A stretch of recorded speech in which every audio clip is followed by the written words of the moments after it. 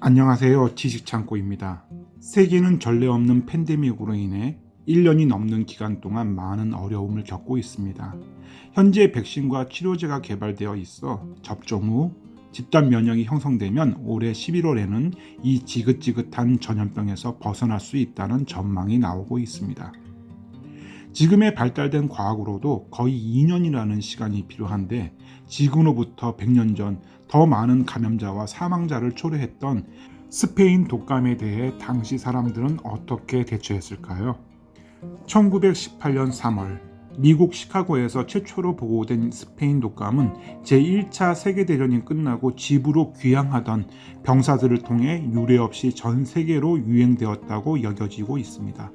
비록 중세의 흑사병과 달리 20세기 초에는 이미 세균학에 대한 기초적인 이해가 있었고 공중보건에 대한 체제가 어느 정도 되어 있었음에도 불구하고 당시 17억 명의 세계 인구 중 5억 명이 감염되었으며 사망자는 최소 1,700만 명에 달할 것이라고 추정될 뿐 정확한 통계 없이 이를 보도하는 매체마다 다른 수치를 제시하지만 지금보다도 엄청난 규모의 피해를 입었음은 자명합니다.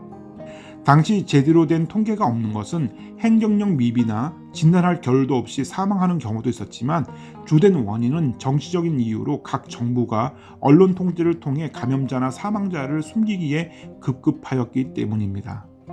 아마 스페인 독감으로 가장 억울한 나라가 있다면 그것은 스페인일 겁니다. 왜냐하면 독감의 발원지가 아님에도 당시 스페인 언론들이 이 독감에 대하여 본격적으로 다루었다는 이유로 이 독감이 스페인에서 비롯되었다는 잘못된 인상을 줌으로써 허위 정보와 외국인 혐오증을 초래하였기 때문입니다. 오죽하면 영국 정부가 스페인 독감에 대해 언론이 보도하는 것을 금지하는 법률을 제정할 정도였습니다. 이때부터 전염병과 같은 질병의 특정 국가나 지역의 이름을 사용하는 것에 대한 자성의 목소리가 나오게 됩니다. 그렇다면 당시 국가들은 스페인 독감에 어떻게 대처했을까요? 당시 알려진 치료법이 없었던 스페인 독감에 대해 세계가 할 수 있는 것은 그다지 많지 않았습니다. 단순히 공중보건에 입각한 조치로서 마스크 착용과 사회적 거리두기, 개인 위생의 실천을 요구하는 것이 다였습니다. 유럽의 경우 자가격리와 실내 집회를 금지하였으며 미국의 경우에는 마스크 착용을 의무화하여 마스크 없이 대중교통이나 공공장소를 이용할 수 없었고 일부 국가에서는 해외 여행객들의 입국 금지 조치가 내려졌습니다. 당시 상황에 대하여 영국의 역사학자 캐서린 아놀드는 그에 져서 팬데믹 1918에서 자가격리로 인해 텅 빈 광장에 대해 언급하였습니다. 하지만 이런 방역 수칙에도 불구하고 유럽과 미국은 지금과 마찬가지로 제대로 된 생활 방역이 되지 않았습니다. 당시 프랑스의 시인 기욤 알포리네르의 장례식에서 이를 보기 위해 자가격리를 무시한 수많은 사람들이 몰려들었고 미국에서는 제1차 세계대전을 마치고 귀향하던 군인들을 위한 대규모 퍼레이드가 진행되면서 당시 모였던 군중들로 인해 최악의 상태를 맞이하게 되었습니다. 그리고 이러한 스페인 독감은 2년이 지난 후 수천만 명의 인명피해를 내고서야 비로소 멈추었습니다.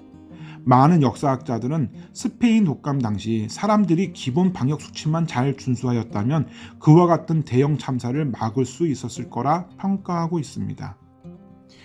100년이 지난 지금 우리는 1억 명이 넘는 감염자와 240만 명이 넘는 사망자가 존재하는 팬데믹에 살고 있습니다. 스페인 독감과 비교해도 팬데믹에 대한 사람들의 인식과 대응은 여전히 큰 차이가 없습니다.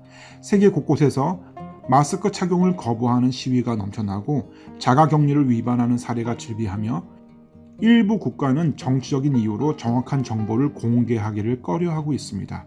그리고 여전히 많은 사람들이 매일 운명을 달리하고 있습니다. 인류는 언제쯤 이와 같은 팬데믹의 악순환에서 벗어날 수 있을까요? 지금까지 지식창고였습니다. 끝까지 시청해주셔서 감사합니다.